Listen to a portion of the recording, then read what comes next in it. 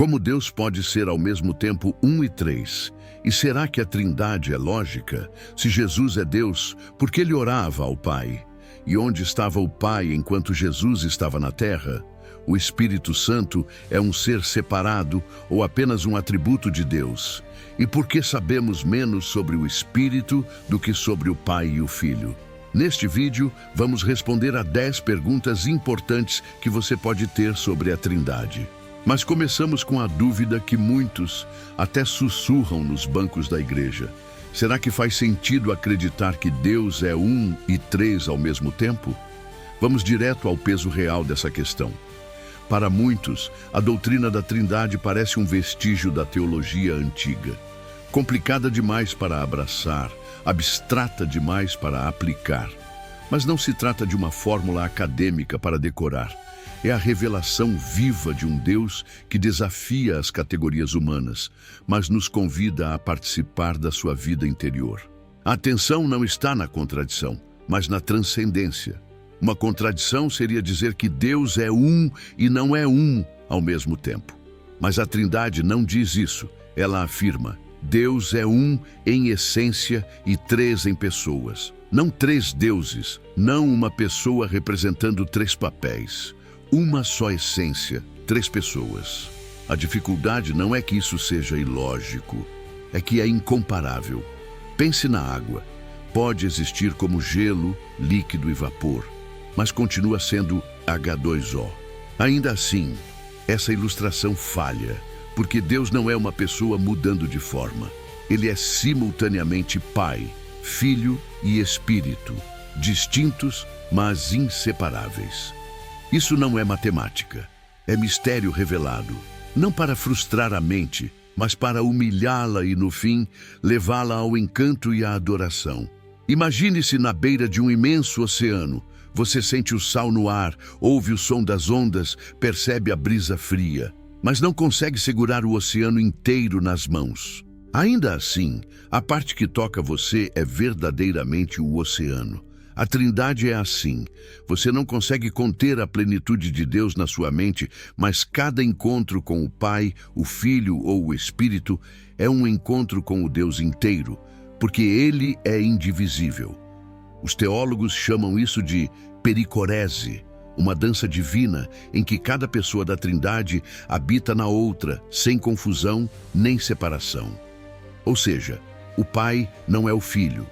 O Filho não é o Espírito não é o Pai, mas cada um é plenamente Deus, totalmente presente, totalmente entrelaçado. E vamos além, não apenas com conceitos, mas com história. Em Gênesis 18, Abraão é visitado por 3 homens misteriosos. Ele se curva diante deles e fala como se fosse com um só. É uma passagem enigmática, muitas vezes ignorada. Mas os primeiros cristãos viram ali algo poderoso. Não uma imagem perfeita da Trindade, mas um sussurro dela. 3 que aparecem como um que é honrado como 3. Uma revelação de que Deus nunca esteve sozinho. Relacionamento não é algo que Deus criou, é algo que Ele é. Antes do tempo, antes do espaço, Deus não estava em solidão cósmica. O Pai amava o Filho e o Espírito se alegrava eternamente. Relacionamento não é hobby de Deus, é a sua própria natureza. É por isso que a Trindade não é apenas lógica, ela é essencial, porque só um Deus que é amor dentro de si mesmo poderia ser a fonte do amor para nós. Um Deus solitário poderia criar servos, mas não filhos. Poderia governar com poder, mas não derramar afeto. Apenas um Deus triuno, eternamente completo em amor e comunhão, poderia nos desejar.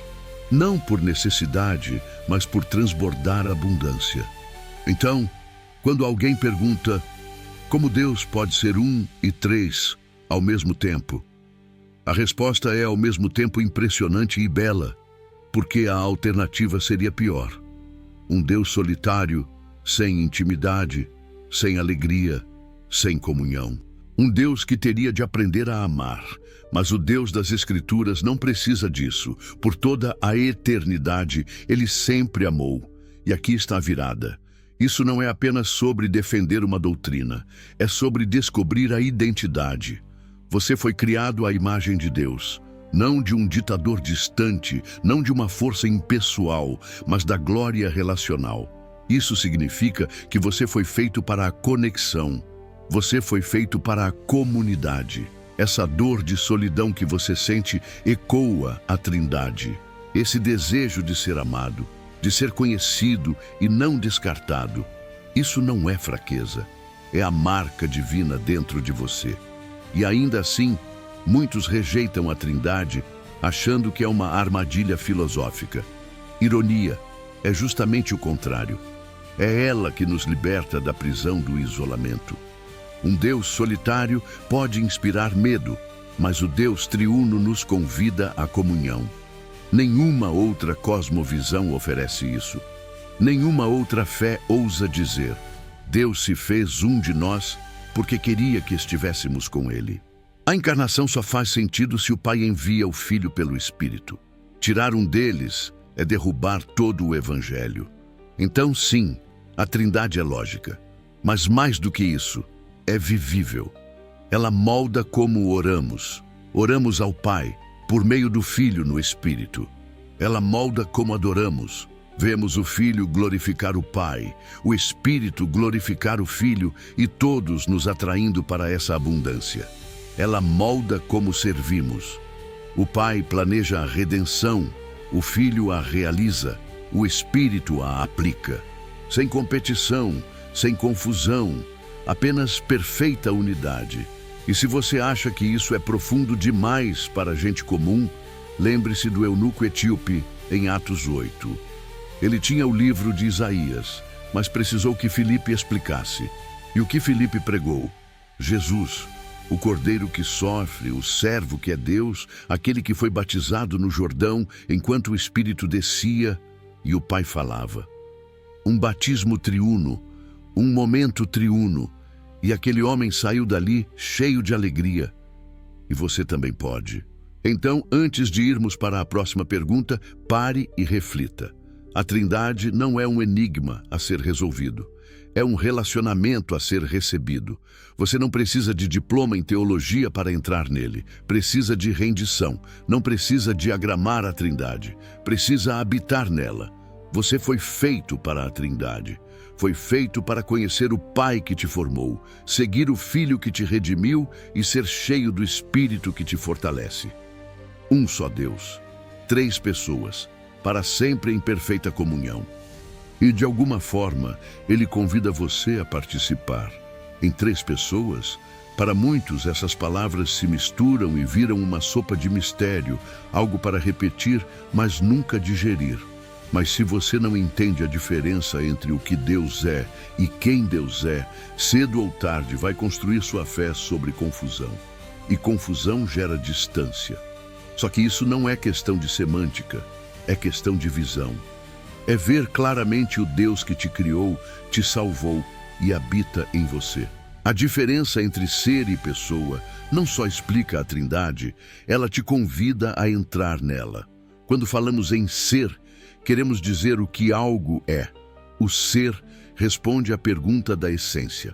Uma pedra, uma árvore, um gato, um ser humano. Todos são tipos de ser. Mas quando falamos em pessoa, falamos de quem alguém é. Alguém com mente, vontade, emoções, relacionamento. Você é um ser humano e uma pessoa com sua identidade única. Eu também. Um ser, uma pessoa, um o quê, um quem. Mas Deus é diferente. Ele é um ser, uma essência divina, um o quê. Mas dentro desse único ser, existem 3 quem: Pai, Filho e Espírito Santo. Não são partes, não são máscaras, não são modos diferentes. São 3 pessoas, um só Deus. Essa distinção não é truque filosófico. É a única forma de entender o testemunho das Escrituras. Vez após vez, a Bíblia declara que Deus é um. Ouça, ó Israel, o Senhor nosso Deus, o Senhor é um. Deuteronômio 6:4. E ao mesmo tempo nos apresenta o Pai, o Filho e o Espírito. todos divinos, todos distintos, todos interagindo entre si. Quando Jesus é batizado no Jordão, os céus se abrem, o Pai fala, o Espírito desce e o Filho sai das águas. Não é um ator trocando de roupa, é um só Deus, 3 pessoas, sem confusão, sem contradição. O problema é que tentamos explicar isso com analogias. Água que é gelo, líquido e vapor. Ou um homem que é pai, marido e trabalhador ao mesmo tempo. Mas todas essas comparações falham. A água não pode ser 3 formas ao mesmo tempo.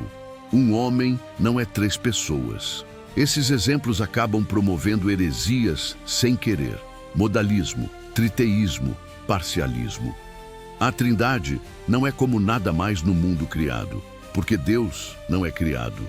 Ele é santo, separado, único, sem repetição, o único ser que existe em 3 pessoas. Isso significa que essa doutrina não achata nosso raciocínio, ela o eleva. Não nos chama a metáforas preguiçosas, mas ao mistério reverente. E é aqui que tudo muda. Se Deus fosse uma só pessoa, ele não poderia ser amor desde a eternidade, porque amor exige o outro. Um Deus solitário poderia ter poder, criatividade, soberania, mas não relacionamento. Um Deus assim cria por necessidade, mas o Deus da Bíblia, o Deus triuno, cria por transbordar abundância. O Pai sempre amou o Filho no Espírito. Relacionamento não é invenção de Deus, é a identidade dele. Ele é amor porque é 3 pessoas em eterna alegria e glória. Isso significa que quando ele criou você, não foi para servir um Deus entediado. Foi para compartilhar da comunhão que ele já tinha. O Pai não precisava de servos, ele queria filhos e filhas. O Filho não morreu para conquistar o afeto do Pai por você. Ele morreu porque esse afeto já queimava. O Espírito não veio para encher um vaso vazio. Ele veio para fazer do seu coração a sua morada. E talvez tudo isso ainda soe abstrato. Então, vamos para a história. Já leu sobre os 3 homens que visitaram Abraão em Gênesis 18? O texto diz: o Senhor apareceu a Abraão. Mas Abraão levanta os olhos e vê 3 homens. Ele se curva diante deles e fala como se fosse com um só. Os teólogos debatem o significado exato, mas os pais da igreja primitiva enxergaram ali uma sombra da Trindade. 3 e ainda assim 1. 1 e ainda assim 3. Um sussurro do que seria gritado em Jesus Cristo. Deus não está sozinho. Ele é eternamente comunhão. Ele não se torna relacionamento. Ele é relacionamento. Ou pense em uma figura esquecida. Bezalel, em Êxodo 31. Deus o escolhe para construir o tabernáculo, não por currículo, mas porque ele foi cheio do Espírito de Deus com sabedoria, entendimento e conhecimento. Esse trio, Espírito, sabedoria e conhecimento, ecoa a linguagem de Provérbios 8, onde a sabedoria é apresentada como companheira divina na criação. E ecoa João 1, onde o Logos, o Verbo, está com Deus e é Deus. Bezalel é cheio do Espírito para construir a morada de Deus. Assim como o Espírito depois enche Maria para conceber Cristo. E mais tarde enche a igreja para se tornar o templo de Deus. Cada um desses momentos carrega impressões digitais trinitárias, ser e pessoa entrelaçados na história. E aí vem a virada. Quando Jesus diz em João 17, Pai, glorifica-me ao teu lado com a glória que eu tinha contigo antes que o mundo existisse, ele não está sendo poético, está abrindo a cortina, está revelando que antes da manjedoura, antes da cruz, antes do tempo, ele compartilhava da glória com o Pai. E ainda assim, ele não é o Pai. O que é Deus. O quem é o Filho. É por isso que Jesus pode dizer, eu e o Pai somos um. E também dizer, o Pai é maior do que eu. Ele não está se contradizendo, está revelando o mistério, igual em essência, distinto em pessoa, unido em propósito. E isso importa para você. porque a diferença entre ser e pessoa não é sobre resolver enigmas, é sobre encontrar Deus. Significa que você pode falar com o Pai sem medo, porque o Filho está em seu lugar. Significa que o Espírito não é uma energia vaga, mas alguém que fala, entristece, consola, convence e permanece. Significa que você não tem apenas um Criador distante, mas é acolhido numa comunidade de amor. Muita gente passa a vida inteira orando a Deus, sem saber com quem está falando. Mas Jesus nos ensinou a orar. Pai Nosso. O Espírito nos ensina a clamar, Abba, Pai.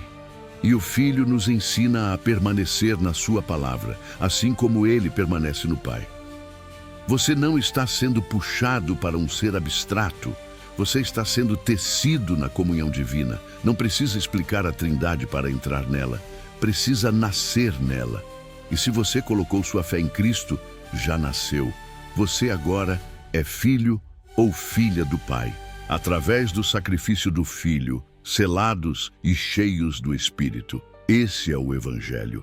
E o Evangelho só faz sentido se a Trindade for real. A diferença entre ser e pessoa é a diferença entre conhecer uma fórmula e conhecer a Deus. E a boa notícia, ele já conhece você. Quando as pessoas descobrem que existem mais de um modelo para explicar a Trindade, elas reagem de duas formas. Alguns suspiram de alívio, temos opções. Outros entram em pânico. Espera, então é só chute? Mas a verdade é mais bela do que medo ou liberdade. A diversidade de modelos trinitários não é sinal de confusão, mas de profundidade. É como tentar descrever uma montanha pintando-a de ângulos diferentes. Nenhuma visão captura tudo, mas cada uma é uma tentativa sincera de refletir sua majestade. A Trindade não precisa dos nossos modelos para existir. Mas nossos modelos nos ajudam a adorar aquilo que não conseguimos compreender totalmente. E quando usados corretamente, esses modelos não competem. Eles se complementam. Mostram o mesmo Deus por lentes diferentes de maravilha. Entre os modelos mais discutidos estão a Trindade Latina e a Trindade Social. A Trindade Latina, moldada em grande parte por Agostinho, começa pela unidade de Deus, uma substância divina. Ela enfatiza que as três pessoas da Trindade compartilham o mesmo ser, a mesma essência divina. Nesse modelo, o foco está na vida interior de Deus, no mistério da simplicidade divina. As pessoas são distinguidas por suas relações. O Pai gera, o Filho é gerado e o Espírito procede. Esse modelo protege a unidade de Deus com um ciúme santo e com razão. Afinal, a Bíblia declara repetidas vezes, o Senhor é um. Já a Trindade Social começa do outro lado. Ela destaca as três pessoas, enfatizando que o relacionamento entre elas é o fundamento da vida divina. Se apoia em passagens como João 17, onde Jesus fala do seu amor com o Pai antes da fundação do mundo, ou no batismo de Cristo, onde Pai, Filho e Espírito aparecem juntos. Esse modelo vê a Trindade como uma comunidade perfeita, uma dança de amor, habitação mútua e glória compartilhada. Ele ressoa com a forma como refletimos a imagem de Deus em nossos relacionamentos humanos, especialmente na igreja, no casamento e na família. As pessoas não são apenas funções de um ser, são quem reais, distintos, em comunhão eterna. E aí vem a tentação, escolher um lado. Mas espere, e se não forem teorias rivais, e sim expressões complementares? E se o modelo latino preserva o mistério da unidade, enquanto o modelo social celebra o milagre da comunhão? E se tentar reduzir a Trindade a apenas um desses ângulos fosse como reduzir música à matemática ou amizade a uma fórmula? Vamos trazer isso para algo humano. Imagine um pai lendo histórias para a filha na hora de dormir. Ela sabe que ele é forte, seguro e sábio. Mas uma noite ela pergunta: Papai, você sempre foi pai? Ele sorri. Não, eu me tornei seu pai quando você nasceu. Por um momento ela pensa que entendeu. Mas então se pergunta: e antes de mim, o que você era? E o mistério se abre. O pai não mudou em essência, mas a relação trouxe uma nova alegria. A identidade dele se expandiu, não na essência, mas na intimidade. Na Trindade, o Pai sempre foi Pai, porque o Filho sempre foi Filho, e o Espírito sempre procedeu dos dois. Não são papéis que Deus assumiu depois, são realidades eternas. Portanto, quando falamos da Trindade em modelos diferentes, não estamos criando novas doutrinas. Estamos explorando facetas de uma joia brilhante demais para ser contemplada de um único olhar. Até as próprias Escrituras usam ênfases diferentes. Paulo, em Romanos 8, reflete a abordagem latina. Nos fundamenta no Espírito, que nos conecta ao Pai por meio do Filho, tudo dentro do propósito divino. Já o Evangelho de João pulsa com a abordagem social. Jesus falando constantemente do amor com o Pai, do envio do Espírito, da alegria de permanecer. Um não contradiz o outro, eles dançam juntos. Mas aqui é onde a coisa fica real. Por que isso importa na sua vida? Porque se Deus fosse apenas unidade, ele seria uma força sem rosto. Se fosse apenas relacionamento, correria o risco de soar como mito. Mas quando você segura os dois, a unidade do ser e a distinção das pessoas, Deus se torna alguém em quem você pode confiar e com quem pode se relacionar. O modelo latino te assegura que o Deus que salva você não é fragmentado. Ele é inteiro, imutável, perfeito em poder. O modelo social te lembra que o Deus que ama você não é distante. Ele é pessoal, conhecível e se alegra em habitar com você. Agora veja uma história escondida em 2 Samuel, a história de Mefibosete, o filho aleijado de Jonatas. Depois de assumir o trono, Davi pergunta: resta ainda alguém da casa de Saul a quem eu possa mostrar bondade por amor de Jonatas? A palavra bondade ali é hesed, amor de aliança. Davi, o rei, procura o esquecido, o quebrado, o indigno e o traz para a mesa real, não como servo, mas como filho. Consegue ver? O pai é quem busca, o filho é aquele por quem o amor da aliança é lembrado. O Espírito é quem nos leva à mesa. Funções diferentes, um só coração. Pessoas diferentes, um só propósito. Expressões diferentes, uma só glória. Assim, quando olhamos para a Trindade pelo modelo latino, somos firmados na unidade imutável de Deus. Quando olhamos pelo modelo social, somos erguidos por sua beleza relacional. E juntos, esses olhares nos atraem à adoração.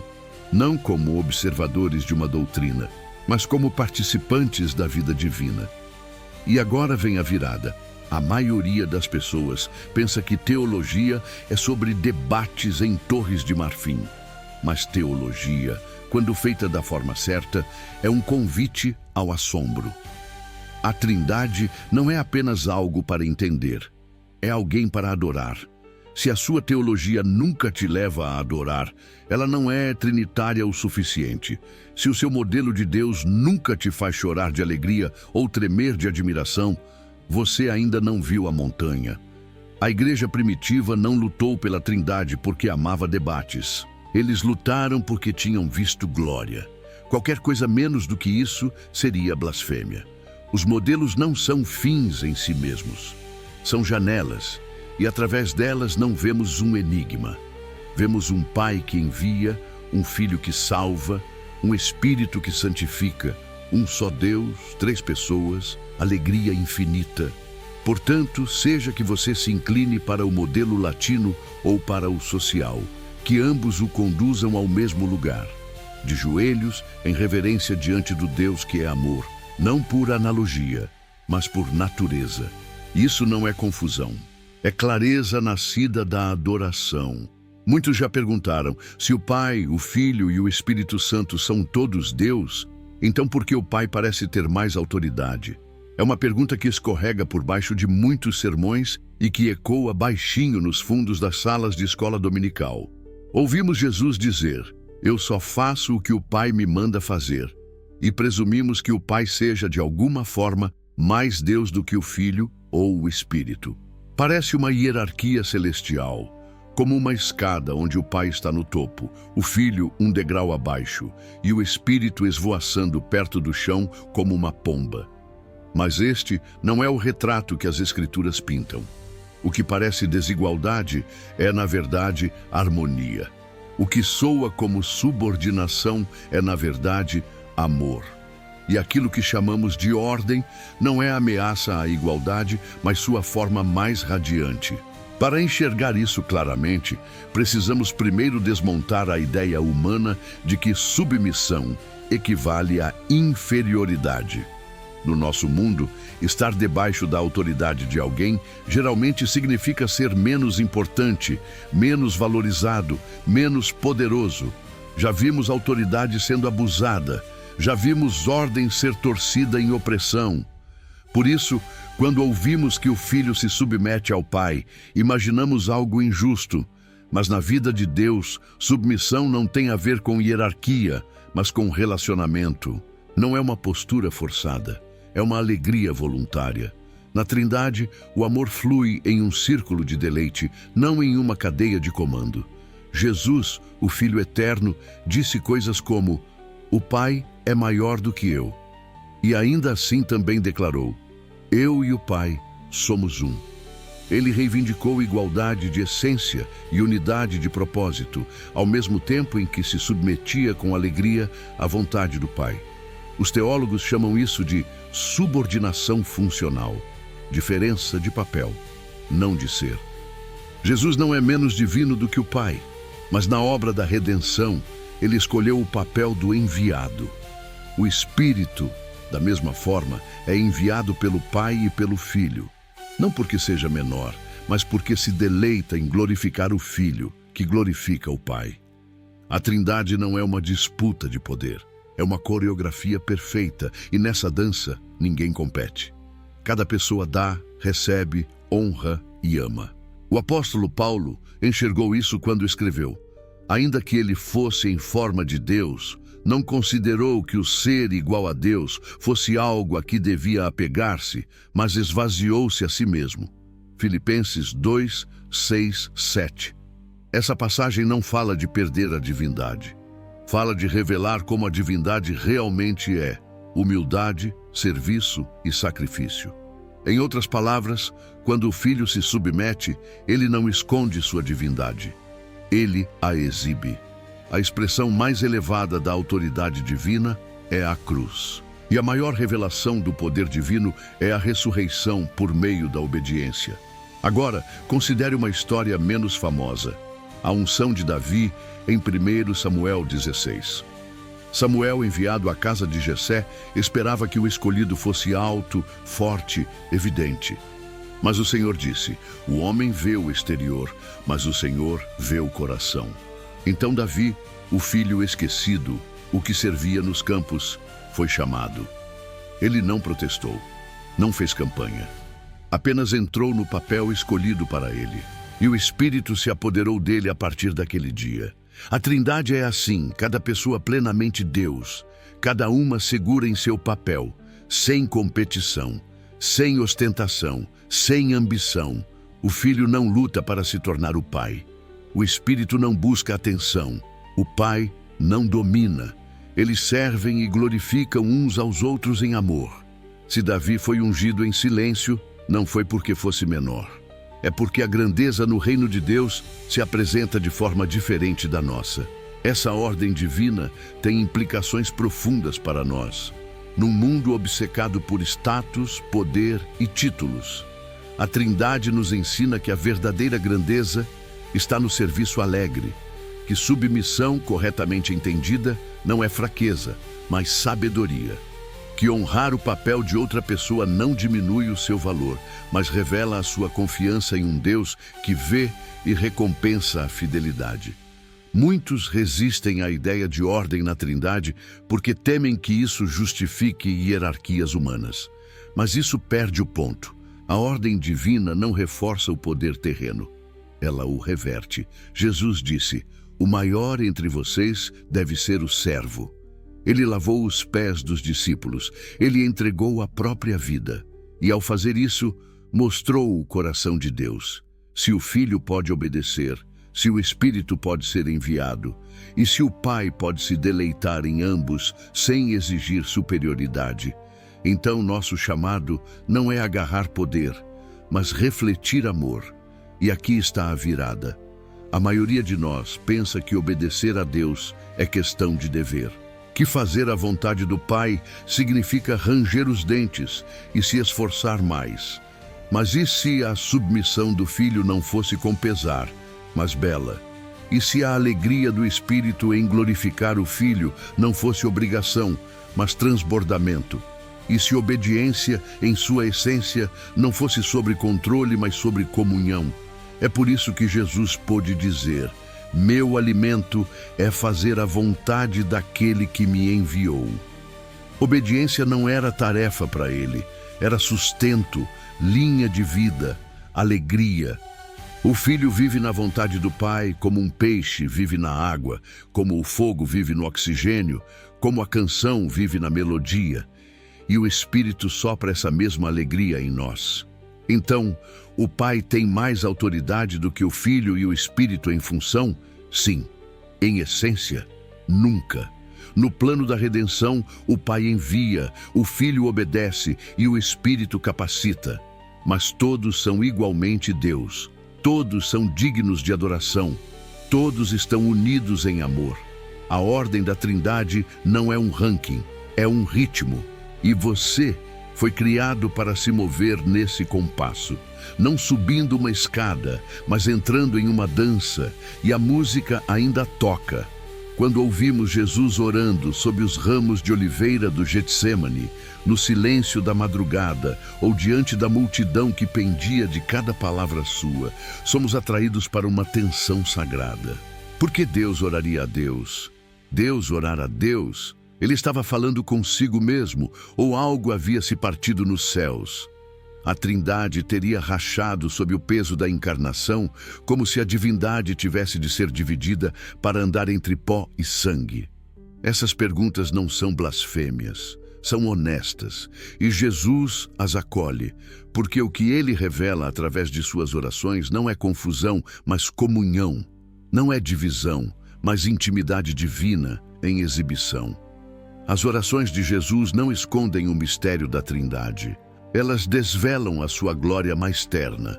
Jesus orou porque era plenamente humano. Isso não é um aviso teológico, é uma porta para o assombro. Aquele que pôs as galáxias em movimento também precisou dormir. Aquele que sustenta o universo pela palavra do seu poder também pediu força no jardim. Dizer que ele era plenamente humano não significa dizer que era menos divino. Significa dizer que sua divindade não pulou a dor da condição humana. Quando Jesus orava, ele fazia o que os humanos sempre deveriam ter feito. Ele comungava com o Pai em confiança, amor e total dependência. Mas aqui, o mistério se aprofunda. Jesus não orou apenas como homem. Ele orou como o Filho eterno. Suas orações não eram clamores de um estranho, mas conversas dentro da própria divindade, ouvidas pelo mundo. Cada oração era uma janela para o amor eterno que ele compartilhava com o Pai antes que o mundo existisse. João 17:24. Ele não estava encenando uma relação, ele estava revelando-a.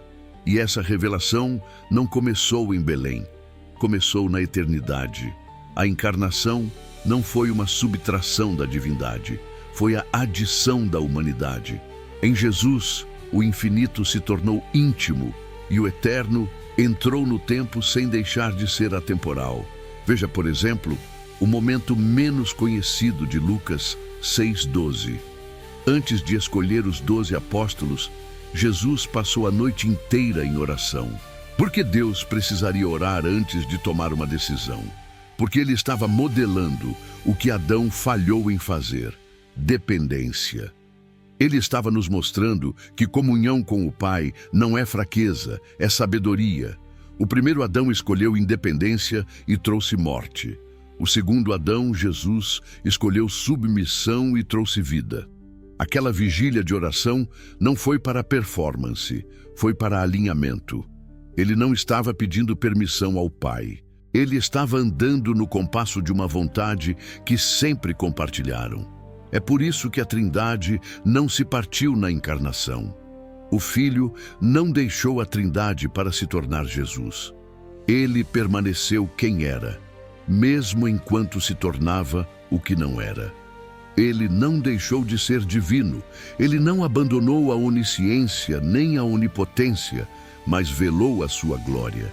Ele restringiu seu poder como um rei que tira a sua capa para resgatar um servo. Vestiu-se de humanidade, não para esconder a divindade, mas para torná-la acessível. O Filho não deixou de ser um com o Pai quando entrou no tempo. Ele simplesmente expressou essa unidade através da forma de servo. E aqui o enredo se aprofunda. Quando Jesus clamou na cruz, Deus meu, por que me desamparaste? Ouvimos a voz do abandono, sentimos o terror da separação. E muitos presumem que, naquele momento, a Trindade se quebrou. Mas a Escritura nunca diz isso. Diz que Jesus sentiu o peso do pecado. Ele carregou a nossa culpa, a nossa alienação. Ele entrou no lugar onde os pecadores deveriam estar, para que nós nunca precisássemos estar. Mas mesmo assim, o Pai não deixou de amar o Filho. O Espírito não se retirou, a Trindade não colapsou. Em vez disso, no maior ato de cooperação divina, o Pai deu o Filho deu a sua vida e o Espírito lhe deu força. O clamor do abandono não foi divórcio divino, foi agonia redentora. Foi o custo da nossa comunhão. Vamos ancorar isso numa história pouco lembrada. Segundo Reis 6, a história de Eliseu e o exército invisível. Cercado por inimigos, o servo de Eliseu entra em pânico. Mas Eliseu ora, Senhor, abre os olhos dele. E de repente, o servo vê cavalos e carros de fogo cercando-os em proteção divina. Nada havia mudado no céu, apenas os olhos dele se abriram. Da mesma forma, quando lemos as orações de Jesus, somos como aquele servo. Somos convidados a ver o que sempre esteve lá, uma comunhão que nunca se rompeu, um amor que nunca parou, uma comunhão inabalável pelo tempo, pela dor ou até pela morte. Então, por que Jesus orou? Porque Ele estava nos mostrando o que significa ser humano. Porque Ele estava nos revelando o que significa ser divino. Porque Ele estava nos convidando ao tipo de relacionamento que a Trindade desfruta desde sempre. E agora vem a surpresa final. Jesus não orou apenas ao Pai. Ele orou por nós. E ainda ora, Hebreus 7:25 diz, Ele vive sempre para interceder por nós. Agora mesmo, neste exato instante, a mesma voz que orou no jardim está orando por você. Não como um estranho, mas como seu advogado, seu irmão, seu salvador, seu Deus. As orações de Jesus não são memórias, são realidade contínua. A encarnação não interrompeu a Trindade. Ela estendeu seu abraço. O Filho andou entre nós para que pudéssemos andar com Deus. Ele orou para que soubéssemos como nos achegar. Ele sofreu para que soubéssemos que o amor nunca se rompe. Nem em Getsêmane, nem no Gólgota, nem na sua noite mais escura. A Trindade não é uma doutrina presa no céu. É um relacionamento que veio à Terra. E por meio de Cristo, você é convidado a entrar na conversa. A maioria dos cristãos não hesitaria em nomear o Pai ou descrever o Filho. Mas quando se trata do Espírito Santo, a sala muitas vezes fica em silêncio. O Espírito é ignorado como um sussurro em meio à tempestade ou invocado como uma energia cósmica, imprevisível e sem rosto. As pessoas o descrevem como uma força, uma presença ou um sentimento, como se fosse um humor ou um momento em vez de alguém. Mas o Espírito de Deus não é uma nuvem passiva nem um vento impessoal. Ele não é o arrepio que você sente durante uma canção, nem o tremor nos seus joelhos durante a oração. Ele é uma pessoa, a terceira pessoa da Trindade. E ele tem mente, vontade, emoções e voz. Reduzi-lo a uma experiência é perder o milagre da sua companhia. Não é o sócio silencioso do céu. Ele não é o sopro de Deus como se fosse apenas ar. Ele fala, Atos 13:2. Ele ensina, João 14:26. Ele se entristece, Efésios 4:30. Ele pode ser enganado, Atos 5:3. Jesus nunca se referiu ao Espírito como isso, mas sempre como ele. E, no entanto, embora sempre tenha estado presente, desde Gênesis pairando sobre o abismo até o clamor final de Apocalipse vem, ele permanece a pessoa menos compreendida e mais negligenciada da Trindade. O Espírito não busca fama, ele magnifica Jesus. Ele glorifica o Pai. Ele atua nos bastidores, mas não é silencioso. Quando o ignoramos, não perdemos apenas uma doutrina. Perdemos o próprio Deus caminhando ao nosso lado. Entender isso é reformular toda a história da Escritura. Em Números 11, o Espírito cai sobre 70 anciãos, que de repente profetizam. Mas 2 homens, Eldade e Medade, estavam fora da tenda e ainda assim receberam o Espírito. Um jovem entra em pânico e diz a Moisés para detê-los. Mas Moisés responde, quem dera todo o povo do Senhor fosse profeta, e que o Senhor pusesse o seu Espírito sobre eles. Esse momento, escondido numa narrativa do deserto, revela um anseio no coração de Deus. Um vislumbre do Pentecostes muito antes das línguas de fogo. O Espírito não está confinado a paredes, ele não está preso a títulos, ele cai sobre os dispostos, os humildes, os esquecidos. Séculos depois, o profeta Micaías, quase nunca lembrado em sermões de domingo, ficou sozinho diante de reis. 400 falsos profetas haviam prometido vitória, mas Micaías disse a verdade: Israel cairia.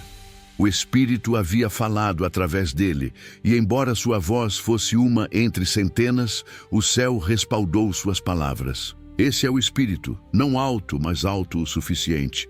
Não a voz da multidão, mas a corajosa. Ele fortalece a verdade impopular. Ele não se ajusta ao conforto. Ele chama homens e mulheres a ficarem sozinhos, e ao fazê-lo, nunca os deixa sozinhos. É aqui que começamos a sentir a diferença entre poder de Deus e a pessoa de Deus. Se o Espírito fosse meramente um poder, poderia ser manipulado. Foi o que Simão, o mágico, pensou em Atos 8. Depois de ver o Espírito descer por meio das mãos dos apóstolos, Simão ofereceu dinheiro para comprar o dom, mas Pedro o repreendeu. Você pensou que poderia obter o dom de Deus com dinheiro? Poder pode ser comprado, pessoas não. O Espírito Santo não está à venda. Ele não é seu servo, ele é seu Senhor. E aqui está o ponto.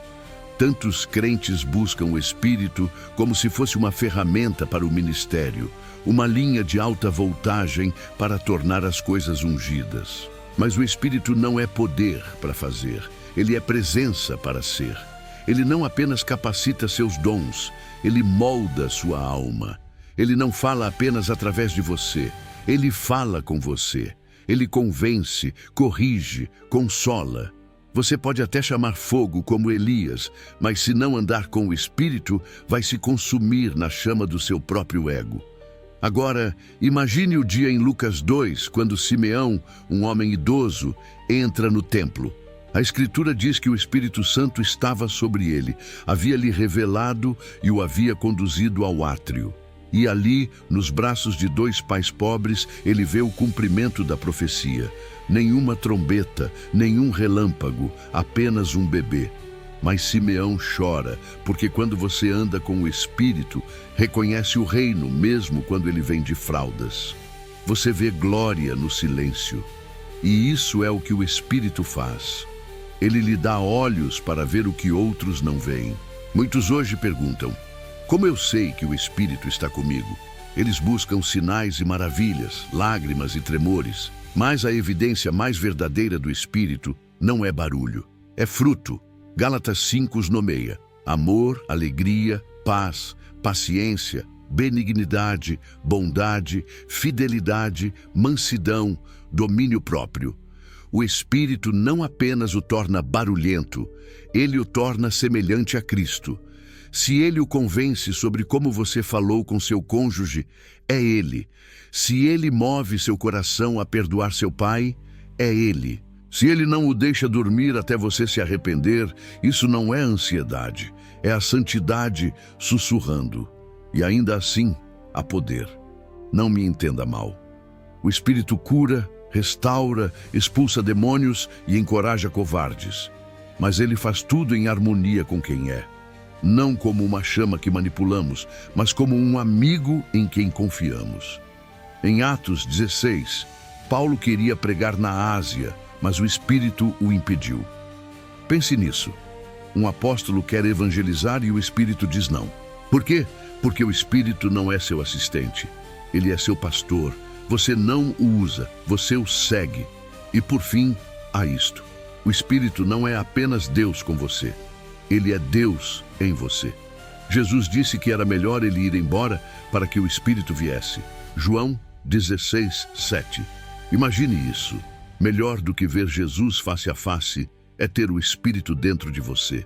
Isso não é exagero, é promessa. O Espírito não aluga espaço em seu coração.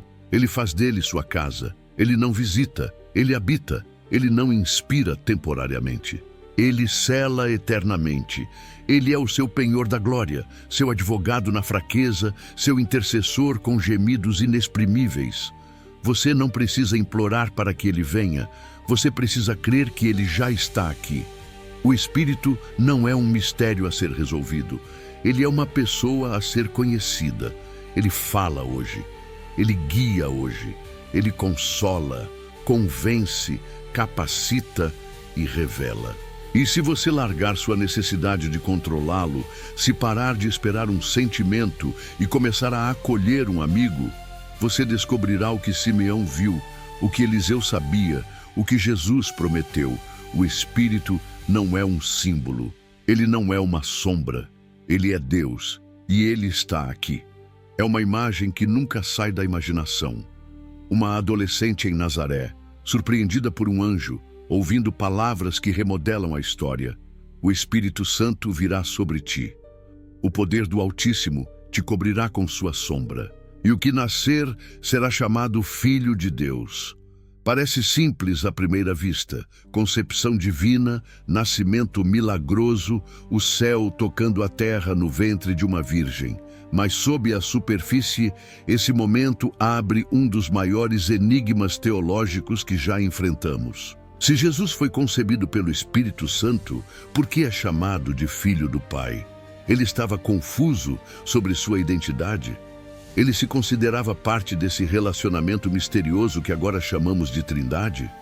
Ou descobriu isso mais tarde junto conosco? Para responder a isso, não devemos tratar Jesus como um teólogo que gradualmente construiu uma doutrina. Ele não tropeçando em sua divindade por eliminação. Jesus não apenas acreditava na Trindade, ele a revelou, não em categorias sistemáticas ou palestras de seminário bem organizadas, mas em palavras sussurradas em jardins, em barcos, diante de túmulos e em mesas de refeição. Ele não inventou a teologia trinitária, ele a viveu.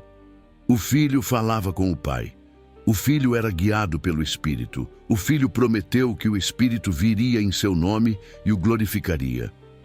Para quem tivesse ouvidos, a doutrina já estava presente o tempo todo, não como abstração, mas como relacionamento. Esse não é o tipo de identidade que alguém descobre aos poucos. É o tipo de identidade que nunca deixou de ser. Em Lucas 2, vemos Jesus aos 12 anos permanecendo no templo. Quando seus pais aflitos o encontram, ele responde simplesmente: "Não sabias que me convém estar na casa de meu pai?" Nenhum diploma em teologia, nenhum currículo divino, apenas um filho com plena consciência de quem era o pai dele e de quem ele era. não filho de José, não apenas o menino de Maria. Suas palavras não brotaram de arrogância, mas de identidade. Ele sabia. Agora, considere a estranha maneira como essa identidade se revela em seu nascimento. Concebido pelo Espírito, mas chamado Filho do Pai. Alguns tratam isso como contradição, como se o Pai não tivesse participado da concepção, ou como se o Espírito fosse um segundo Pai. Mas aqui está a beleza da harmonia trinitária. O Espírito não agiu à parte do Pai. Ele agiu em nome do Pai. É assim que a Trindade sempre se move, nunca isolada, sempre entrelaçada. O Espírito cobriu Maria com a mesma força que pairava sobre as águas em Gênesis, não como um empreiteiro independente, mas como o executor da vontade do Pai e o glorificador do Filho. Não é confusão, é coreografia. E aqui a história se aprofunda. O batismo de Jesus no Jordão não foi uma encenação teológica. Foi a visão terrena mais clara da comunhão eterna da Trindade. O Filho está nas águas. O Espírito desce como uma pomba. O Pai fala do céu. Este é o meu Filho amado, em quem me comprazo. 3 presentes, 3 ativos, 3 em harmonia. Jesus não estava apenas aprendendo. Ele já era parte da Trindade. E naquele momento, a manifestava para que víssemos. Mas talvez a janela mais clara para a consciência de Jesus esteja em sua oração de João 17. Ele fala ao Pai, não como alguém descobrindo sua origem, mas como quem se lembra: Pai, glorifica-me junto a ti, com a glória que eu tinha contigo antes que o mundo existisse. Só essa frase já derruba a ideia de que Jesus foi criado antes de Maria, antes do Espírito pairar sobre seu ventre, antes de Gabriel falar. Ele já compartilhava glória com o Pai.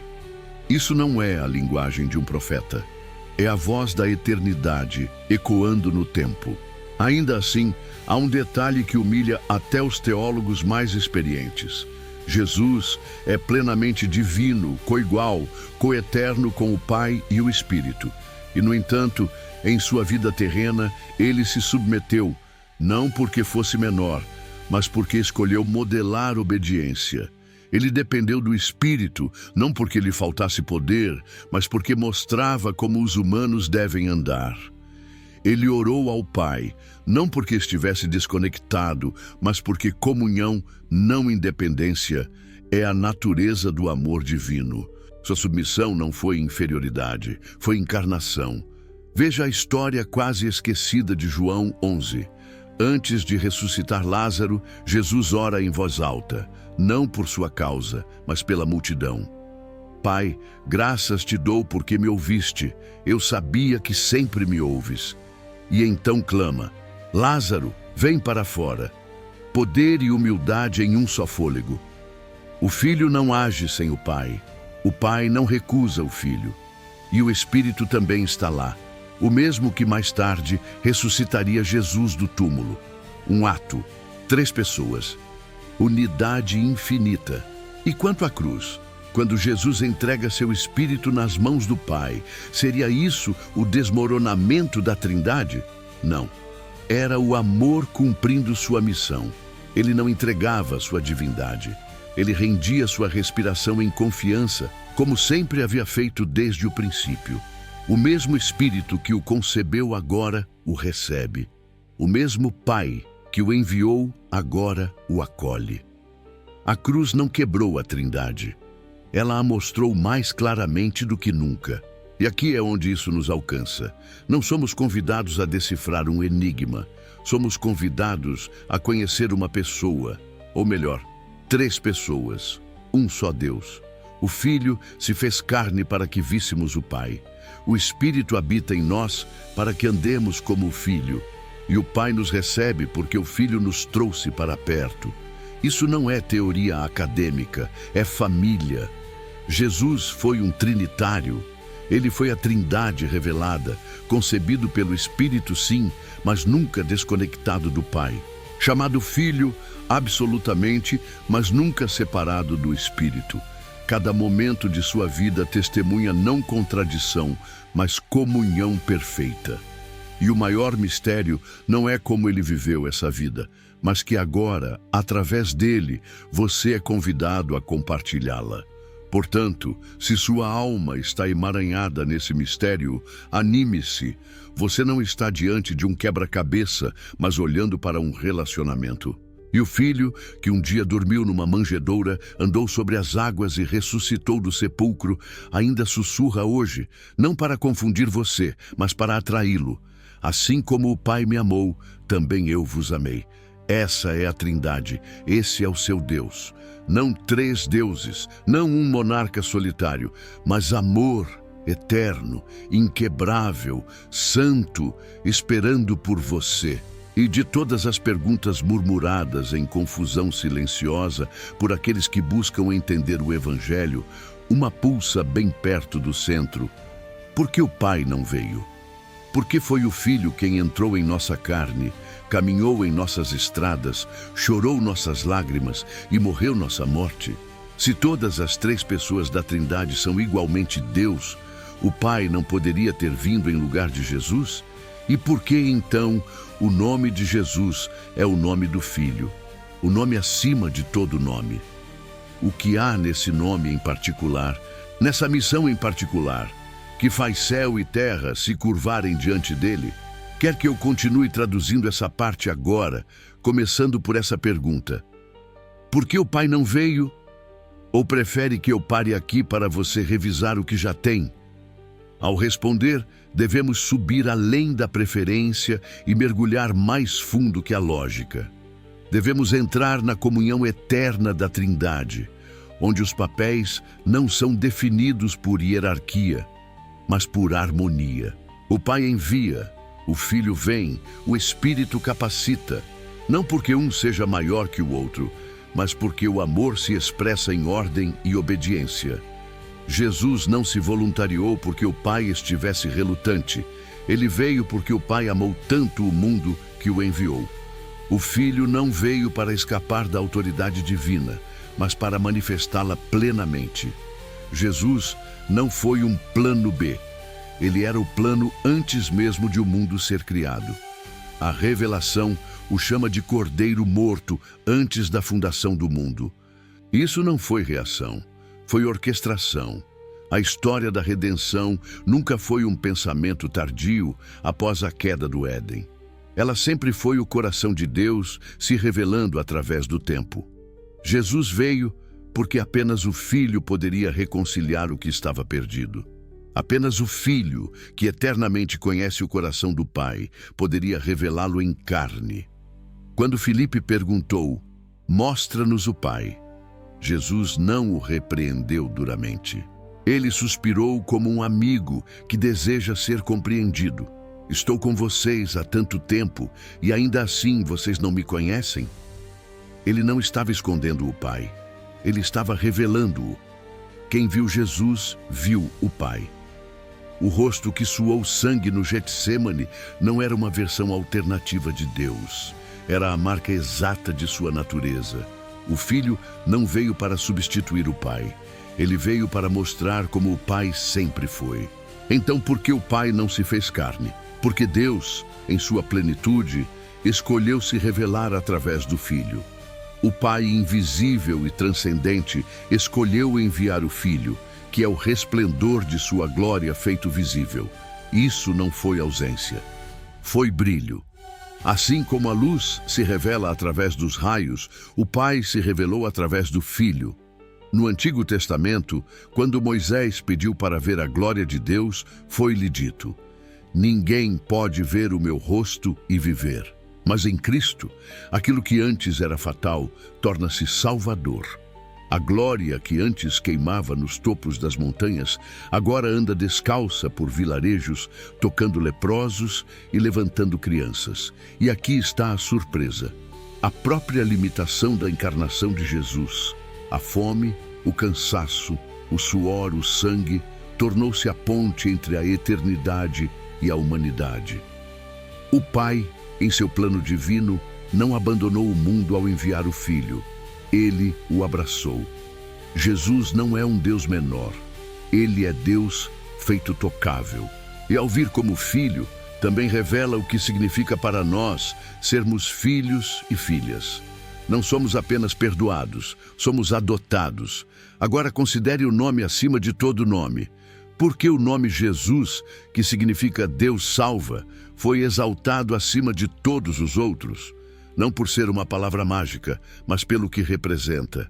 Filipenses 2 nos diz que Jesus se humilhou, tomou a forma de servo e foi obediente até a morte. E por esse amor de entrega total, Deus o exaltou. Seu nome carrega poder, porque seu caminho carregou sacrifício. Não é apenas um nome, é uma história. Não é apenas autoridade, é fidelidade à cruz. E se ainda se pergunta por que Jesus é exaltado e não o Pai, ouça. O Filho glorifica o Pai ao obedecê-lo. O Pai glorifica o Filho ao exaltá-lo. E o Espírito glorifica ambos ao revelá-los. Não há ciúmes na Trindade, nem competição na eternidade. O nome de Jesus está acima de todo nome, não porque usurpou o trono, mas porque se ajoelhou diante dele. Ele se humilhou e agora é exaltado. Olhe para uma história muitas vezes esquecida em Lucas 7, o centurião romano cujo servo estava morrendo. Ele envia uma mensagem a Jesus, mas se sente indigno de tê-lo em sua casa. Basta que você diga a palavra e meu servo será curado. Jesus se maravilha, não com a teologia do homem, mas com sua compreensão da autoridade. O centurião sabia que a autoridade não precisa de proximidade, precisa de reconhecimento. Ele sabia que o poder flui através da ordem correta, e assim também é a Trindade. O nome do Filho é exaltado, não porque o Pai careça de glória, mas porque através da obediência do Filho, a glória do Pai se torna conhecida. E agora o Filho se volta para você, não de longe, mas ao seu alcance. Aquele que andou sobre as águas agora caminha ao lado da sua dor. Aquele que ressuscitou dos mortos agora te levanta da vergonha. E o Espírito que pairava sobre o ventre de Maria agora paira sobre seu coração, esperando pela palavra de entrega para soprar nova criação em você. Você não precisa dividir a Trindade para confiar nela. Não precisa comparar papéis para encontrar paz. O Filho veio para que você conheça o Pai, e o Espírito foi dado para que você caminhe com ambos. O Pai não ficou distante, Ele lhe deu Jesus. E Jesus é o rosto de um Deus que se recusou a amar de longe. Sim, o nome de Jesus está acima de todo nome. Não porque ele exigiu, mas porque ele mereceu. E um dia, todo joelho se dobrará e toda língua confessará. Não por compulsão, mas pelo peso da admiração. A admiração de que o Filho veio. A admiração de que o Pai o enviou. A admiração de que o Espírito faz isso real em nós agora. E esta é a sabedoria de Deus. Não apenas que ele veio, mas como ele veio. Não apenas que salva, mas quem ele enviou para fazer isso. Você não recebeu uma teoria. Você recebeu uma pessoa. Não lhe deram uma escada para subir até Deus. Deus desceu a escada e se chamou Jesus. E esse nome ainda salva. Esse nome ainda cura. Esse nome ainda está acima de todos os outros, porque nenhum outro nome carrega o peso da cruz e a glória do trono. Naquele monte ensanguentado fora de Jerusalém, a voz de Deus rompeu o escárnio, o metal e a malícia, não com trovão, não com ira, mas com misericórdia trêmula. Pai, perdoa-os, pois não sabem o que fazem. Não foi sussurrado em um templo, nem dito em agonia privada. Foi clamado na humilhação pública, ofegante pelos pulmões rasgados. Mas a pergunta surge com a mesma nitidez da lança romana. Se Jesus é realmente Deus, por que não os perdoou sozinho? Por que pedir ao Pai? Ele não era a própria encarnação da misericórdia divina. Por que essa intercessão, em vez de uma declaração imediata? Para entender, devemos entrar no pulsar da Trindade, não como um quebra-cabeça doutrinário a ser resolvido, mas como um relacionamento a ser reverenciado. Jesus não estava adiando o perdão, como se lhe faltasse autoridade. Em Marcos 2, ele perdoou os pecados de um homem paralítico bem na frente de todos, fazendo os fariseus ofegarem. Quem pode perdoar pecados senão Deus sozinho? Jesus não se intimidou. Ele perdoou e, em seguida, curou o homem para provar sua autoridade. Então, sim, o Filho pode perdoar, mas na cruz, ele fez algo mais íntimo do que afirmar autoridade. Ele revelou unidade. Quando Jesus disse, Pai, perdoa-lhes, não estava mostrando fraqueza.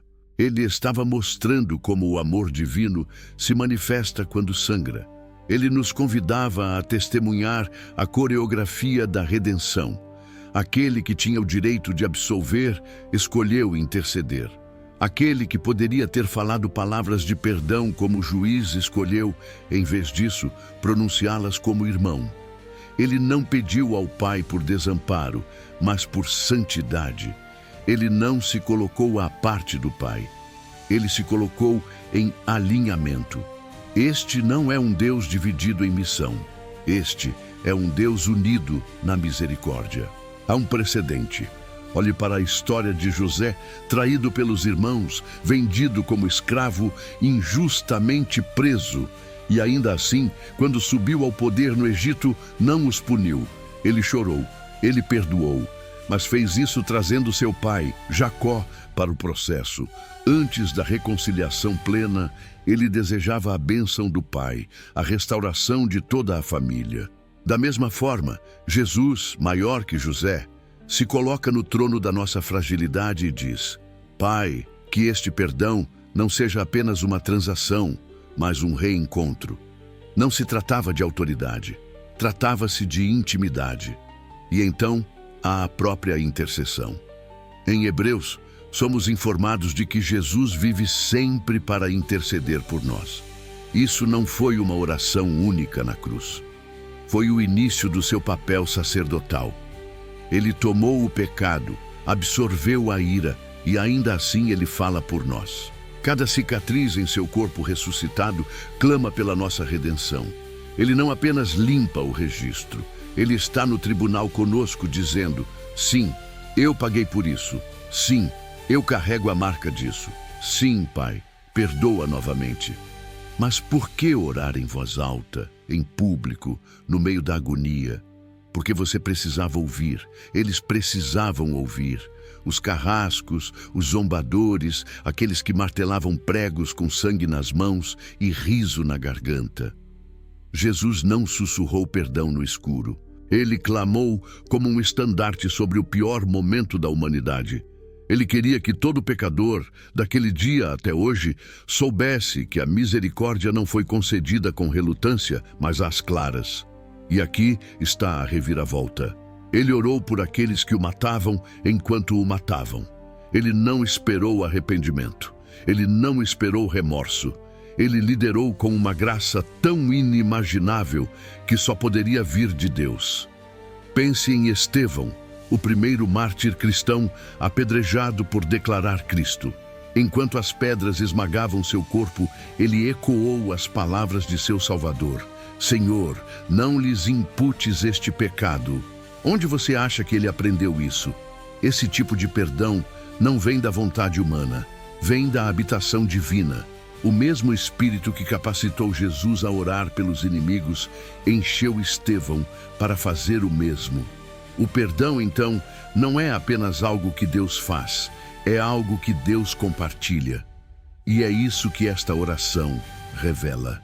O perdão que Jesus pronunciou não era apenas para aqueles ao redor da cruz.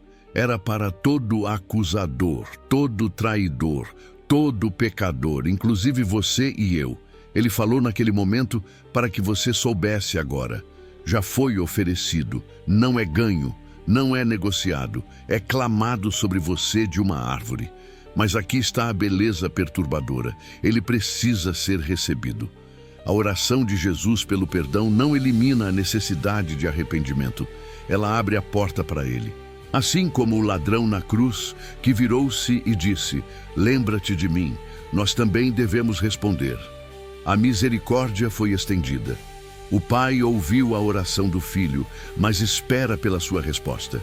E este é o escândalo da graça, que um Deus Santo não apenas nos perdoaria, mas orquestraria os meios pelos quais o perdão se torna possível. Que o Filho morreria não apenas para satisfazer a justiça, mas para satisfazer o anseio do coração do Pai, para trazer seus filhos para casa. Que o Espírito seria enviado para nos atrair à cruz e sussurrar: "Isso foi por você". Então não, Jesus não orou porque precisava. Ele orou porque o amor precisava. Porque não se tratava apenas de perdão. Tratava-se de revelar um Deus cuja misericórdia é tão intensa que ele faz disso um assunto de família. O Filho ora, o Pai perdoa, o Espírito sela. E você, antes inimigo, torna-se filho. O nome Jesus significa Deus salva. E na cruz, a cada suspiro, ele cumpriu isso. Não por força, não por fúria, mas pelo tipo de amor que ainda hoje deixa bocas abertas e correntes quebradas. Então, quando você o ouvir clamar: "Pai, perdoa", não se pergunte por que ele não disse isso sozinho. Saiba que ele disse, em cada chicotada, cada prego, cada respiração, e ele ainda está dizendo, não de um monte, mas de um trono, ainda orando, ainda perdoando, ainda esperando por você. Sob cada oração ardente, por trás de cada Deus, ajuda-me sussurrado, e em cada mão erguida em adoração, reside uma pergunta que raramente fazemos em voz alta. A quem exatamente estamos falando? Deus é um monarca distante no céu, uma névoa de mistério ou um companheiro caloroso ao nosso lado? A resposta a essa pergunta não é um bônus teológico, é a própria base da salvação e da intimidade com Deus. A Trindade não é uma doutrina complicada para estudiosos. É o coração pulsante do Evangelho vivo.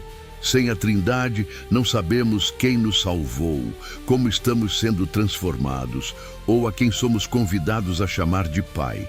Se Deus fosse apenas o Pai, não compartilhado em essência, autocontido e sozinho, então o amor não poderia ser eterno, porque o amor exige um objeto. Quem o Pai amava antes da criação?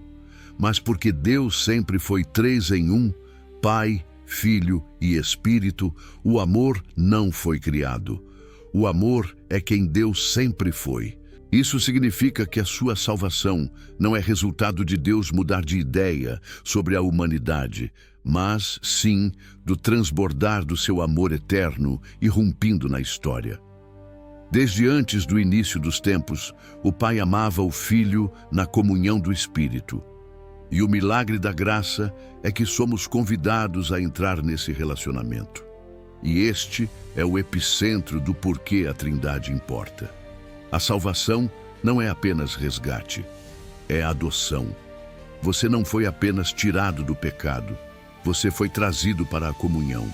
O Pai enviou o Filho para morrer por você, não apenas para limpar seu registro, mas para trazê-lo para casa.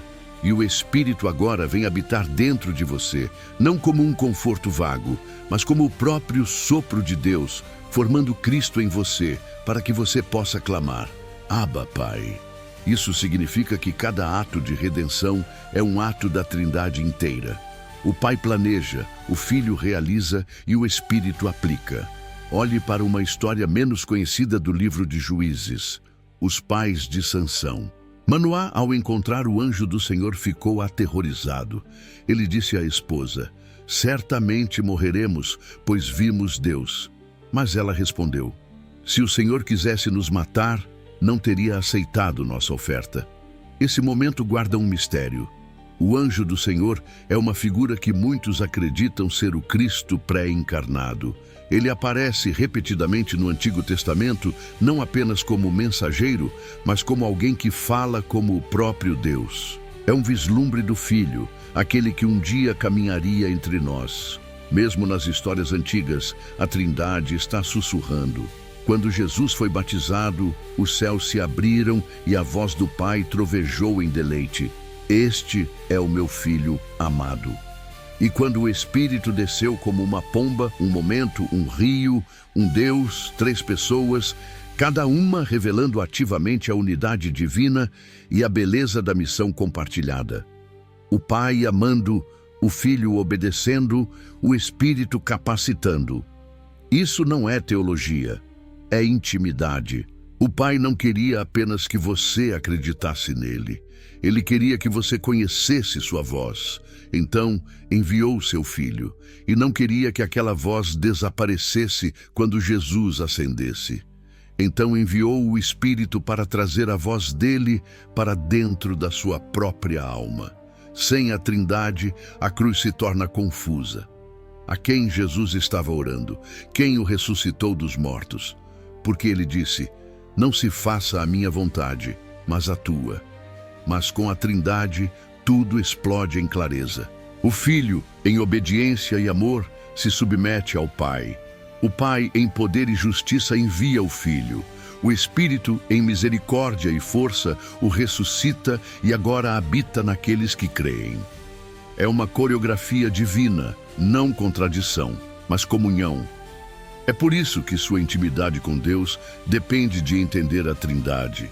Você não é chamado para uma espiritualidade genérica. Você é chamado para a própria casa de Deus.